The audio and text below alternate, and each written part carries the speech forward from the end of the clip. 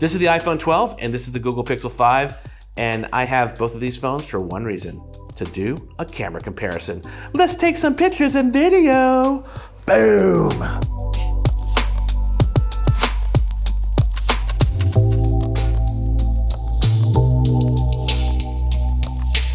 Okay, first up, let's take a look at the natural bokeh on each of the phone's lenses. So this is not portrait mode, this is just the actual lenses natural blurry effect in the background. So this first picture here is the Pixel 5, and it's just a little like stem that didn't get trimmed like all the other ones, kind of rising above all the other leaves, looking down upon them. And look at like the way the Pixel 5 does the globe lights in the back here. Now let's take a look at the iPhone. First off, much different exposure.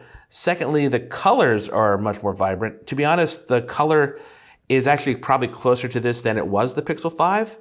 So the way the iPhone 12, it's kind of natural bokeh is a little crunchy. Nothing wrong with that.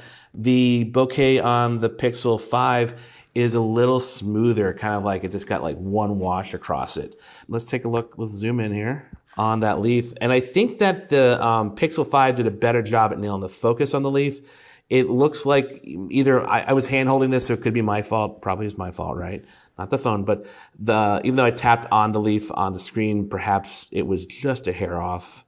Looks just a tad soft on the iPhone. All right, the next photo I want to show you is of a brick building. It's a very pretty brick building near where I'm staying. And what's nice about it is it has a lot of things going for it. We got the sky, we got the texture of the bricks. We also have the dynamic range to talk about. So this is the iPhone 12's version of it. And here is the Pixel 5 version. Sorry that they're not perfectly framed and stuff. Again, you can see that the iPhone one, before we even zoom in, it just has a little more oomph to the dynamic range. Also, like the colors are just a little more. The Pixel 5 has a little vignetting going on in the corners here, especially of the sky. Whereas the iPhone, I'm not seeing it as much. Maybe a little on the right side there. Let's go side by side on these. The iPhones, sometimes the sky gets like partially blue treatment. Sometimes it gets like a graduated blue.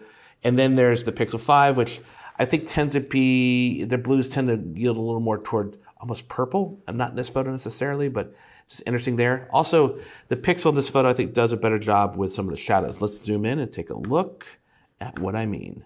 You can see that the iPhone is a little more contrasty. The shadows are darker, though the Pixel on the left here, let me just bring those back up for you. The shadows are brighter. You can see a little more of what's going on in them. Though that being said, it looks a little soft as well. All right, let's take a look at the bottom here. And for the entryway, obviously the Pixel here is exposing that. You can actually even see the brick texture on the right side wall here that you really can't make out on the iPhone. Again, both these photos are good. I just think it's a very different approach to the way each phone renders these scenes. So both phones don't have a dedicated telephoto lens. So that means they entirely rely on digital zoom to get you closer to your subject. So this is the iPhone 12 version at 1x, so we haven't zoomed in at all. And here's the Pixel 5 version. Notice two things here. Let me bring these up side by side. So the Pixel 5 is on the left and the iPhone 12 is on the right. A couple things. First, the Pixel 5, the clouds they just look kind of like they're airbrushed. It looks pretty, but it's lost kind of like the chunkiness that the clouds had, whereas the iPhone 12 finds that chunkiness better. Let's take a look at what both phones can do with 3 times digital zoom. On the left, I have the Pixel 5. On the right, I have the iPhone 12. First of all, let's talk a little bit about why one looks more zoomed than the other. Most of that is basically just because they have different wide lenses on it. So, and they also have different zoom ranges. The Pixel 5 has a 7 times digital zoom range, whereas the iPhone 12 has a 5 times digital zoom. Yeah, a lot of things to remember there. But as we look at this, you can see that things start getting soft on both phones. Probably the biggest difference between the two, and I want to just call this out, the clouds were moving. So on the left Pixel 3, we don't see the tree being as hit by sunlight as we do on the iPhone. I think that's just the second or two it took me to switch phones to take the photo. Again, if we look at the steeple, we see kind of basically a flat color here on the iPhone. It kind of lost a little bit of the 3 dimensions. On the Google Pixel 5, we still have that contrast of the edges, so it does look a little more 3-dimensional there.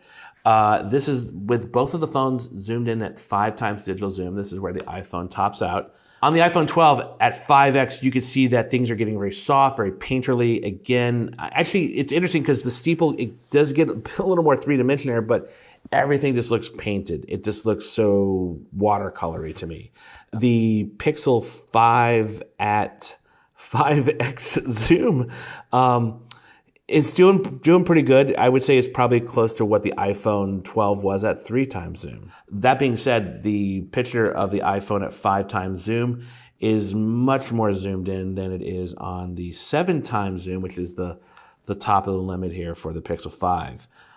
So it is not necessarily a very equal comparison in this sense.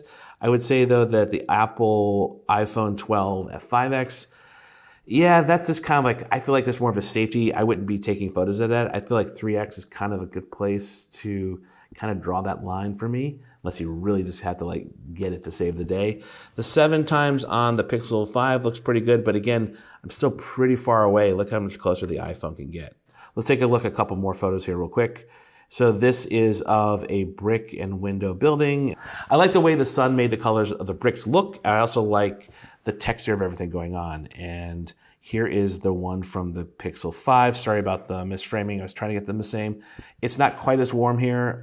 It's almost a little cooler a little bit, the way it handles the highlights. Let's go side by side on these. Again, I think they both look good. Some bad framing on my part. Let's zoom in and take a look here. Let's see. Bam, one more time.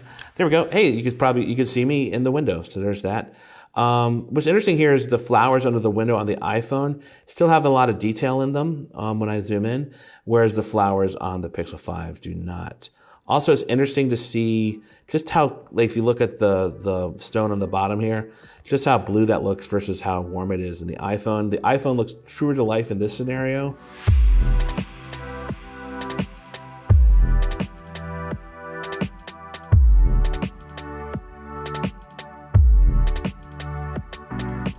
Let's move on from the main camera and go to ultra wide, which, oh boy, I love ultra wide cameras. Even ones that aren't great are so much fun just because of that perspective.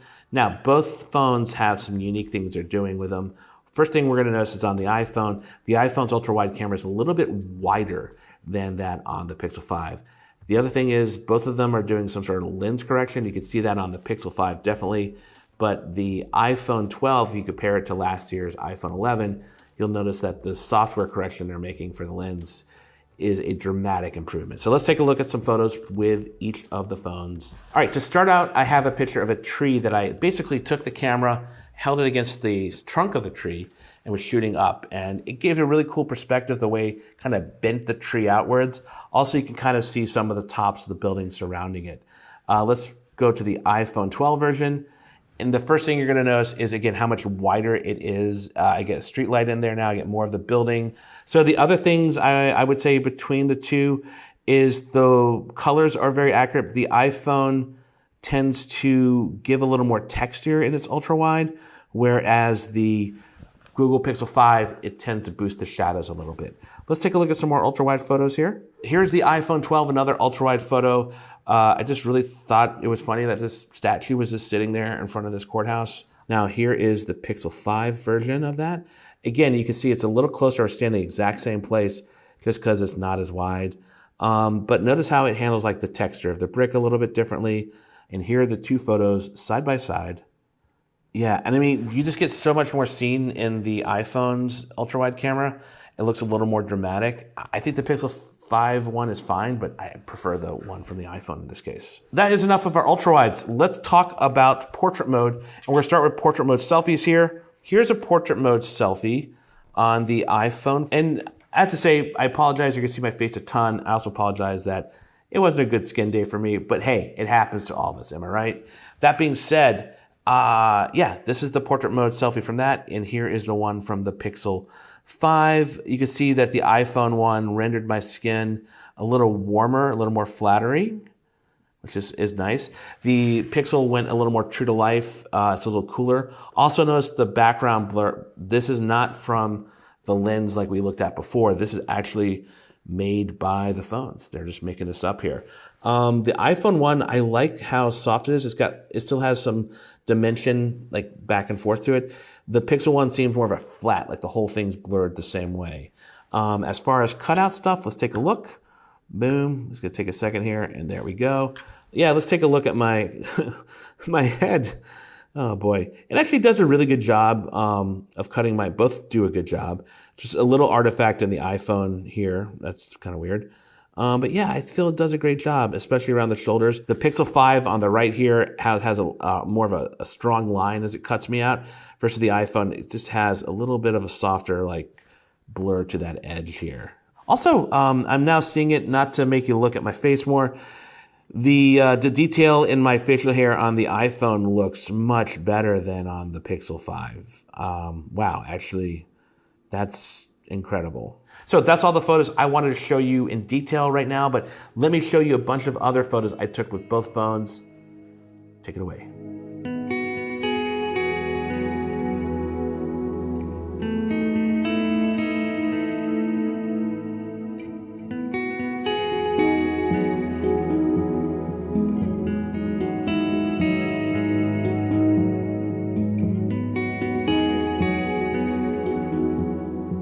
Now let's move on to video. I've shot a lot of video with both phones.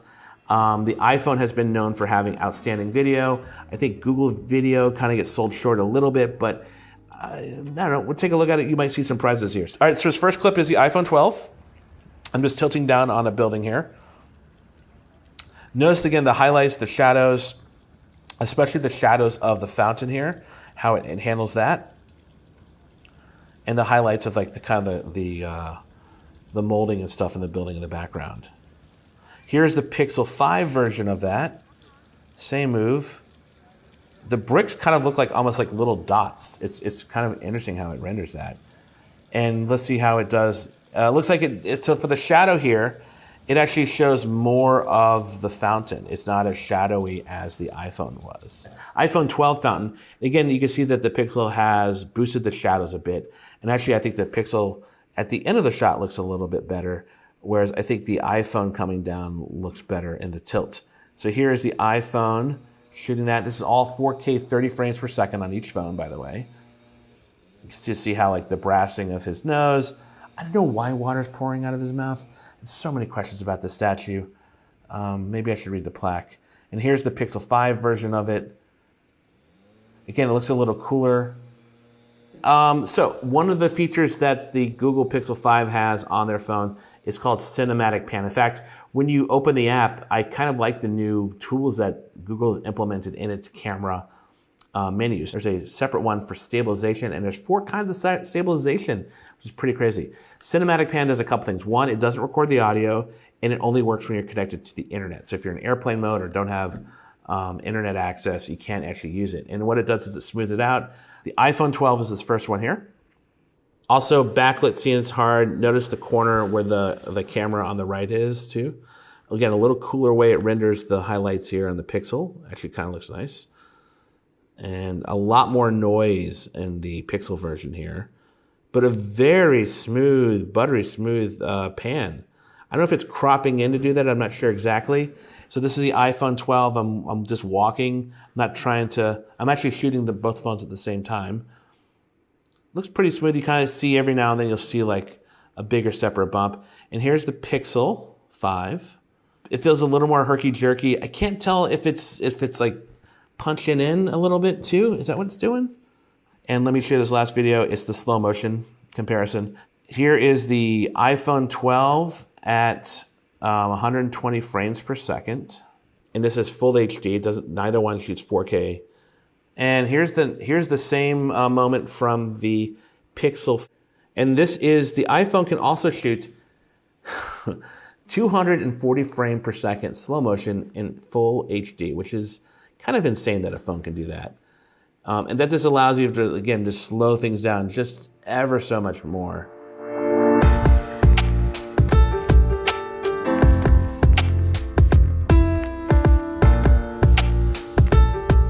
All right, so to wrap up, the Pixel 5, the iPhone 12, which one's better? Well, that depends. I think photo-wise, they're pretty even keel. They just have different philosophies about how they render scenes sometimes, and details and colors.